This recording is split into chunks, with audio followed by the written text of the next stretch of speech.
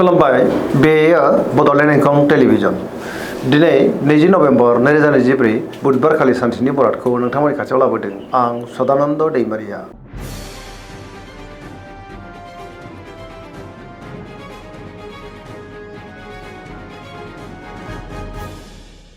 सिगां फरायनो लादों मेष राशि गिबि हांखो अ ल।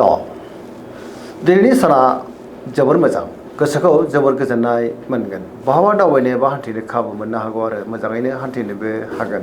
गुबुनजों मोजां सोमोन्दो लाखिनोबो रोंगोन, बयजोंबो गोरोबनो रोंगोन।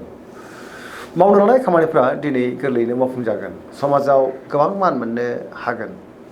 गोसोखौ जोबोर गोजोननाय मोनगोन। देहाया दिनै मोजाङैनो थागोन। सोरबा लोगोनिफ्राय मोजां खौरांबो मोननो हागौ आरो बिसोरनिफ्राय थोजासे हेफाजाबबो मोननो हागौ। रांखावरियाव मोजां होनजायो। बेफार फालांगियावबो मोजां, आयाबो बांनो हागौ। सोरबा लोगोनिफ्राय थोजासे हेफाजाब मोननानै गोसोआ दिनै जोबोर खुसि जागोन। न'खराव अननानै फैगोन। बिमा बिफानिफ्राय अननाय बोरखौ दिनै मोननो हागौ। लाइमोनफ्रा जोबोर खुसि जागोन। गावबा गावनि गोसोनि साननायखौ फोरमायलायनोबो हागोन आरो पजिटिभ एनार्जिनि गोहोम गोग्लैगोन।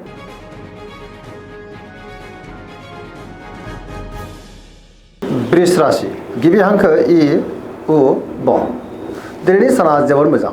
गोबां मोजां खाबु दिनै मोननो हागौ। गोसोआव गोथों आरो गोग्गो साननाय फैगोन। गियाननि आंखाल जानाय नङा। मोनफ्रोमबो खामानिखौनो दिनै गोरलैयैनो मावफुंलांनो हागोन। गोबां मोजां खाबुबो दिनै मोननो हागौ। गोसोआव गोथों आरो गोग्गो साननाय फैगोन।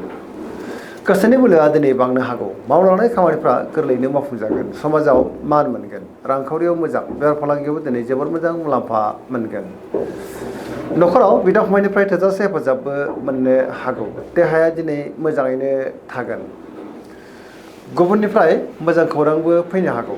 जायखि खामानि मावानो मोनफ्रोमबो खामानियावनो दिनै जाफुंसारगोन। सुथुरखौ दिनै गोरलैयैनो फेजेननोबो हागोन आरो पजिटिभ एनार्जिनि गोहोम गोग्लैगोन।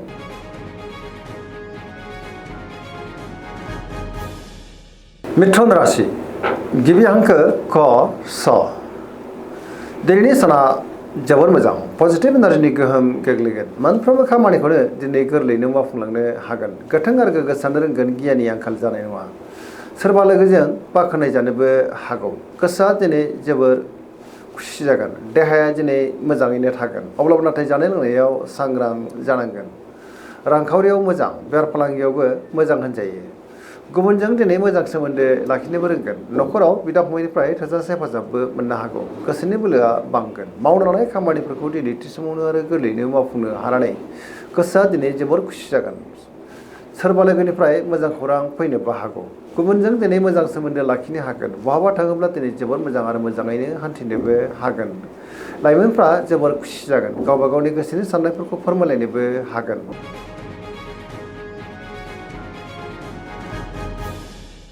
कर्कट राशि गिबि हांखो ड ह।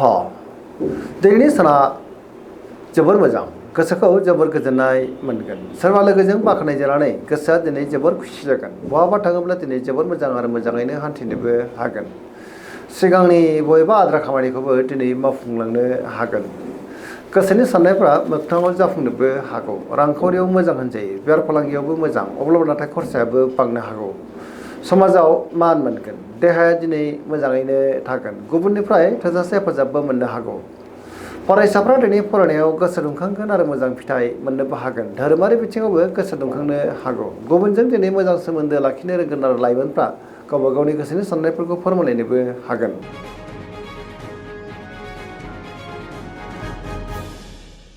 सिंह राशि गिबि हांखो म थ।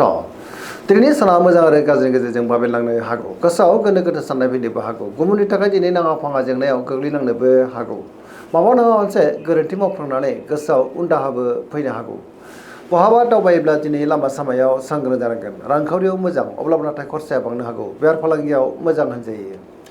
देहाया दिनै बारा मोजां थानाय नङा। गोबां रोखोमनि देहायारि जेंनाजों मोगा मोगि जानांनोबो हागौ। गगा बायदिसिनाजों खस्थ' मोननांनोबो हागौ। गुबुनजों गोरोबनो गोब्राब जागोन। गोसोनि साननायफोरखौ फोरमायनोबो गोब्राब जानोबो हागौ। गोसोआव दिनै गोनो गोथो साननाय फैगोन आरो नेगेटिभ एनार्जिनि गोहोमबो गोग्लैनो हागौ। मोनफ्रोमबो बिथिङावनो दिनै सांग्रां जानाया गाहाम।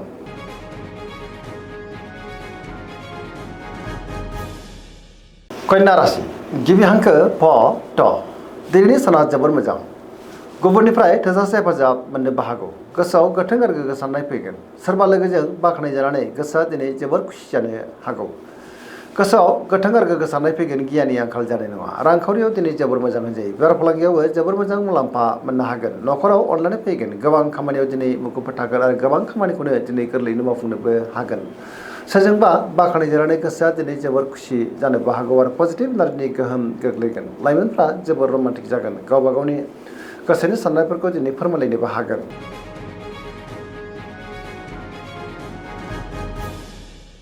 तुला राशि गिबि हांखो र ट दिनैनि साना जोबोर मोजां गोबां मोजां खाबु दिनै मोननो हागौ गोसोनि साननायफ्रा मोगथाङाव जाफुंगोन गोसोनि बोलोआ बांगोन गावनि गोसोनि साननायखौ दिनै गुबुननो फोरमायनोबो हागोन देहाया मोजाङैनो थागोन बहाबा हान्थियोब्ला दिनै जोबोर मोजां आरो मोजाङैनो हान्थिनोबो हागोन रांखावरियाव जोबोर मोजां होनजायो बेफार फालांगियावबो दिनै जोबोर मोजां मुलाम्फा मोनगोन न'खराव बिसि फिसायनि गेजेराव अननानै फैगोन समाजाव दिनै बयजोंबो मान होजागोन बेफार फालांगियाव जोबोर मोजां मुलाम्फा मोननो हागोन लोगोफोरनिफ्राय थोजासे हेफाजाबबो मोननो हागौ गोदान थांखि लानो रोंगोन सेंग्रा सिख्लाफ्रा दिनै जोबोर रमान्टिक जागोन आरो गावबा गावनि गोसोनि साननायफोरखौ फोरमायलायनो हागोन पजिटिभ एनार्जिनि गोहोम गोग्लैगोन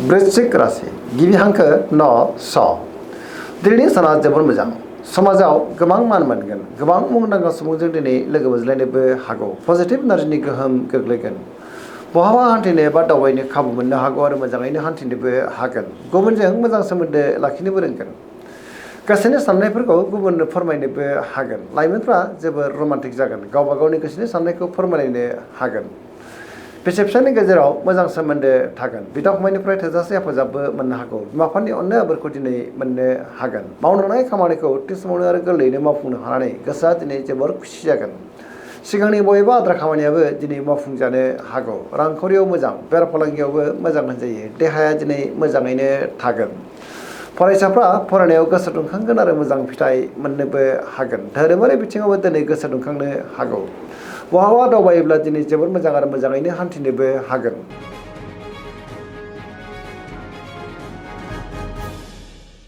धनु राशि गिबि हांखो ढ फ भ दिनैनि साना जोबोर मोजां गोसोखौ जोबोर गोजोननाय मोनगोन गोबां मोजां खाबुबो दिनै मोननो हागौ सिगांनि बबेबा आद्रा खामानिया दिनै गोरलैयैनो मावफुंजानोबो हागौ सोरबा लोगोजों बाख्नायजानोबो हागौ गोसोनि साननायफोरा दिनै मोगथाङाव जाफुंगोन रांखावरियाव मोजां होनजायो बेफार फालांगियावबो जोबोर मोजां मुलाम्फा मोननो हागोन न'खराव अननानै फैगोन बिदा फंबायनिफ्राय दिनै थोजासे हेफाजाबबो मोननो हागौ बिमा बिफानिफ्रायबो अननाय आबोरखौ मोननो हागोन समाजाव मान मोनगोन बहाबा हान्थिनो दिनै खाबु मोननोबो हागौ देहाया दिनै मोजाङैनो थागोन गोबां रोखोमनि जेंनाफोरखौ दिनै गोरलैयैनो सुस्रांनो हागोन बिदा फंबायनिफ्राय हेफाजाब मोननानै गोसोखौ जोबोर गोजोननायबो मोननो हागौ लाइमोनफ्रा जोबोर रमान्टिक जागोन आरो गावबा गावनि गोसोनि साननायखौ फोरमायलायनोबो हागोन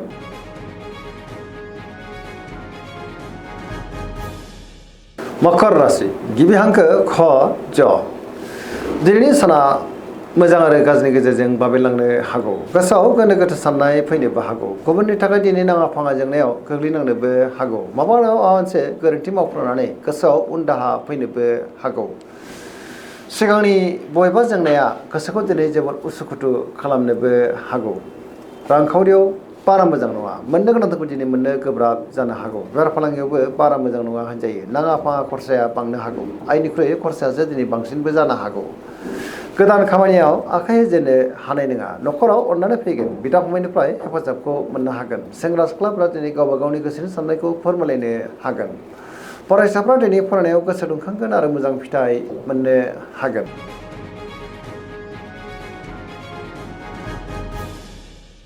कुम्भ राशि गिबि हांखो ग स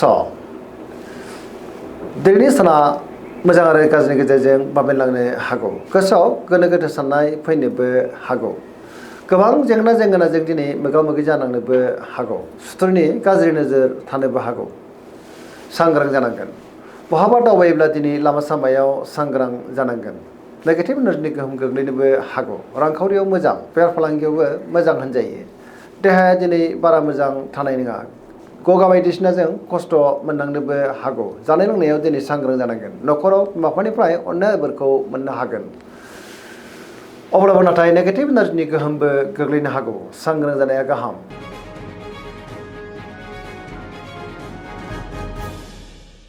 मीन राशि गिबि हांखो ड स दिनैनि साना जोबोर मोजां गोबां मोजां खाबु मोननोबो हागौ सोरजोंबा बाख्नाय जानानै गोसोआ दिनै जोबोर खुसि जागोन बिसि फिसायनि गेजेराव अनलायनाया बांनो हागौ गोथों आरो गोग्गो साननो रोंगोन गियाननि आंखाल जानाय नङा देहाया दिनै मोजाङैनो थागोन रांखावरियाव मोजां बेफार फालांगियावबो दिनै जोबोर मोजां मुलाम्फा मोनगोन सोरजोंबा बाख्नाय जानानै गोसोआ दिनै जोबोर खुसि जागोन लाइमोनफोरनि गोसोआ दिनै जोबोर रमान्टिक जागोन आरो गावबा गावनि गोसोनि साननायफोरखौ फोरमायलायनोबो हागोन फरायसाफोरा दिनै फरायनायाव गोसो दुंखांगोन आरो मोजां फिथाइ मोननोबो हागोन सरासनस्रायै दिनै साना जोबोर मोजां आरो मोजाङैनो बारग'लांगोन। दिनैनि राशि फरायनाया एसेनोसै जोबनायाव बेखौनो खावलायो जाहाथे नोंथांमोना सानफ्रोमबो जोंनि बे बड'लेण्ड इंखं टेलिभिजनखौ नायबाय थायो आरो साबस्क्राइब खालामो लोगोसे लाइक खालामो आरो शेयार खालामो एसेनोसै गोजोन्थों।